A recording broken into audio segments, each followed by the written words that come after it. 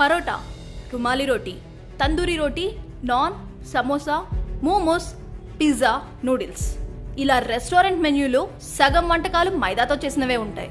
అయితే డాక్టర్లు మాత్రం మైదాను వైట్ పాయిజన్ అని పిలుస్తున్నారు. నిజంగానే మైదా పిండి ఆరోగ్యానికి హానికరమా? ఇప్పుడు తెలుసుకుందాం.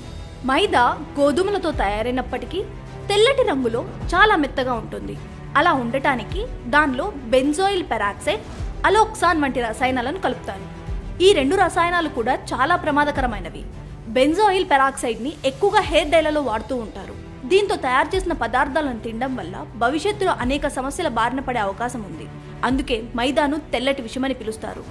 పౌష్టికాహార కోణం నుంచి చూసినా కూడా మైదా తినడం వల్ల ఎలాంటి ఉపయోగం లేదు. దీన్ని ప్రాసెస్ చేసి తయారు చేస్తారు కాబట్టి ఫైబర్, విటమిన్లు, ఖనిజాలు వంటివి ఏవి దీనిలో ఉండవు. కార్బోహైడ్రేట్లు అధికంగా ఉండి ప్రోటీన్లు చాలా తక్కువగా ఉంటాయి.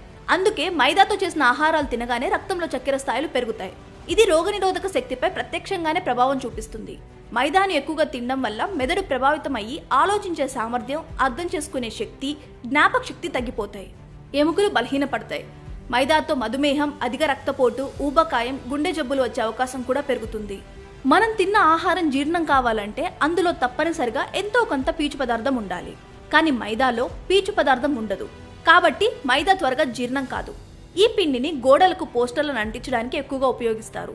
ఎందుకంటే అందులోని జిగురు పోస్టర్లు గోడకు గట్టిగా అంటుకునేలా చేస్తుంది. మైదాతో చేసిన పదార్థాలను తిన్నప్పుడు కూడా అవి మన పేగులకు అలాగే అతుక్కపోతాయి. దాంతో వాటిలో క్రిములు ఉత్పత్తి అయి ఇన్ఫెక్షన్లు కలగజేస్తాయి.